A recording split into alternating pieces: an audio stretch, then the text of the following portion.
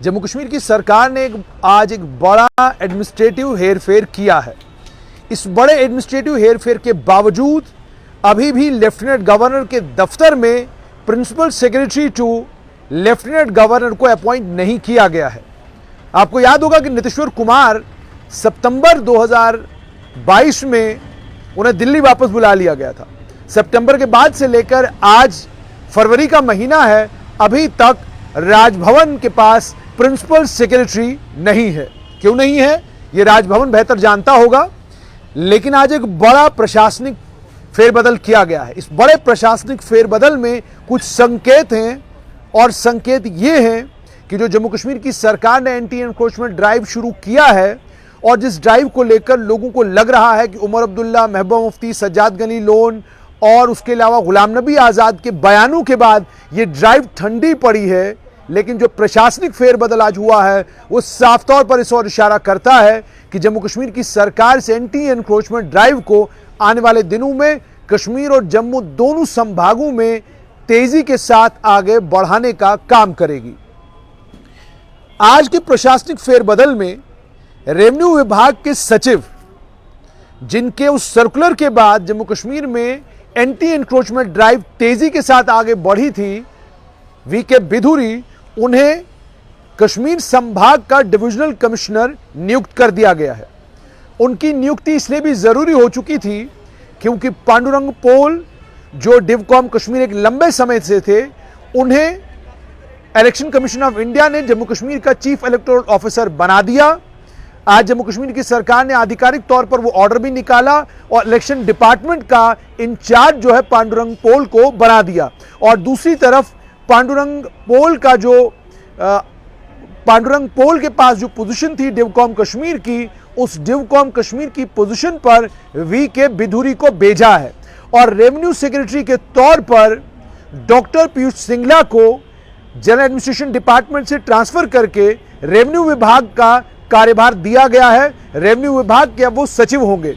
सिर्फ इतना ही नहीं, जम्मू कश्मीर के ही और जो पहले जेके जम्मू कश्मीर कैडर हुआ करता था, उसी जम्मू कश्मीर कैडर के आईएएस ऑफिसर संजीव वर्मा, जो रहने वाले भी जम्मू कश्मीर के ही हैं, जम्मू संभाग के रहने वाले हैं, 2001 बैच आईएएस ऑफिसर, इस समय कमिश्नर सेक्रेटरी फॉरेस्ट विभाग के थे। उन्हें फॉरेस्ट विभाग से उनका तबादला करके उन्हें जनरल एडमिनिस्ट्रेशन डिपार्टमेंट का सचिव बनाया गया है। आपको याद होगा कि पिछले दिनों डॉक्टर पीयूष सिंगला को डिप्टी कमिश्नर अनंतनाग से हटाकर उन्हें जीएडी का सचिव बनाया गया था और अब एक और प्रशासनिक फेरबदल करके थोड़े ही समय में उन्हें जीएडी से हटाकर उन्हें अब रेवेन्यू विभाग का सचिव बनाया गया है। ये बड़े प्रशासनिक फेरबदल है। इसका मतलब साफ तौर पर यह कि जहां जम्मू कश्मीर की सरकार एंटी एनक्रोचमेंट ड्राइव को लेकर बहुत गंभीर है और आने वाले दिनों में इस एंटी एनक्रोचमेंट ड्राइव को हम इंटेंसिफाई होता हुआ देख सकते हैं, वहीं पर इस बात को सुनिश्चित करने के लिए कि वीके बिधूरी और जो रेवेन्यू के सचिव हैं उनके बीच में अच्छा तालमेल रहे, उस चीज को सुनिश्चित करने के लिए डॉक्टर पीयूष सिंगला को, जो 2012 बैच के आईएएस ऑफिसर हैं, उन्हें जो है रेवेन्यू विभाग का सचिव बनाया गया है। ये थोड़ा सा असमंजस में भी डालने वाली बात है। 2012 बैच के ही आईएएस ऑफिसर, बहुत सारे आईएएस ऑफिसर अलग अलग जिलों में जिला कमिश्नर के तौर पर काम कर रहे हैं और वहीं पर उनके साथ काम करने वाले 2012 बैच के आईएएस ऑफिसर को रेवेन्यू विभाग का सचिव बनाया गया है। और अगर थोड़ा और आगे बढ़े तो धीरज गुप्ता, जो housing and urban development department के अभी तक मुख्य सचिव थे, उन्हें वहां से हटाकर फॉरेस्ट इकोलॉजी और एनवायरनमेंट डिपार्टमेंट दिया गया है। और एच राजेश प्रसाद, जो 1995 बैच के आईएएस ऑफिसर हैं और अभी अभी जम्मू कश्मीर आए थे और उन्हें सबसे पहले पावर का कार्यभार दिया गया था, अब पावर के साथ साथ में वो housing and urban development department के भी मुख्य सचिव रहेंगे। उसके अलावा सरमद हफीज का जहां तक ताल्लुक है, वो टूरिज्म विभाग के सचिव थे अभी तक और उनके पास यूथ सर्विसेज स्पोर्ट्स डिपार्टमेंट का भी कार्यभार भी था।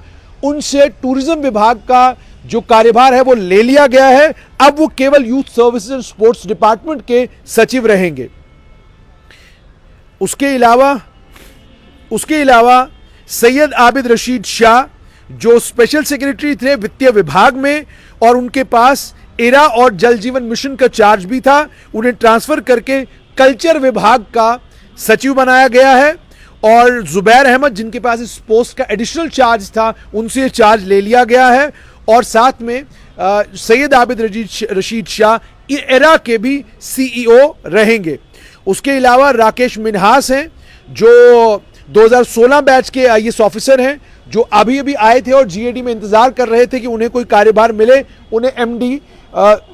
उन्हें एमडी सिडको लगाया गया है और साथ में उनको एमडी सीकॉप का भी चार्ज दिया गया है। उसके अलावा दीपिका कुमारी शर्मा, उन्हें सचिव लगाया गया है जल शक्ति विभाग में और साथ में उन्हें मुबारक मंडी हेरिटेज सोसाइटी का भी कार्यभार दिया गया है। डॉक्टर गुलाम नबी इत्तू जो जल शक्ति विभाग में स्पेशल सेक्रेटरी थे, उन्हें मिशन डायरेक्टर बनाया गया है जल जीवन मिशन में। शबीर हुसैन भट्ट जो स्पेशल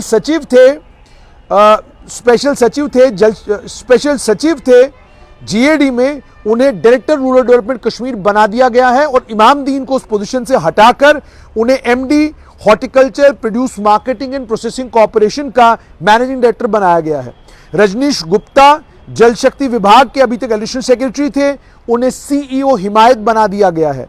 शफत सुल्तान जो एमडी थे हॉर्टिकल्चर विभाग, हॉर्टिकल्चर प्रोड्यूस और मार्केटिंग एंड प्रोसेसिंग कॉर्पोरेशन में, उन्हें जीएडी में फिलहाल भेज दिया गया है। वहां से उनकी एडजस्टमेंट आने वाले कुछ दिनों में की जाएगी।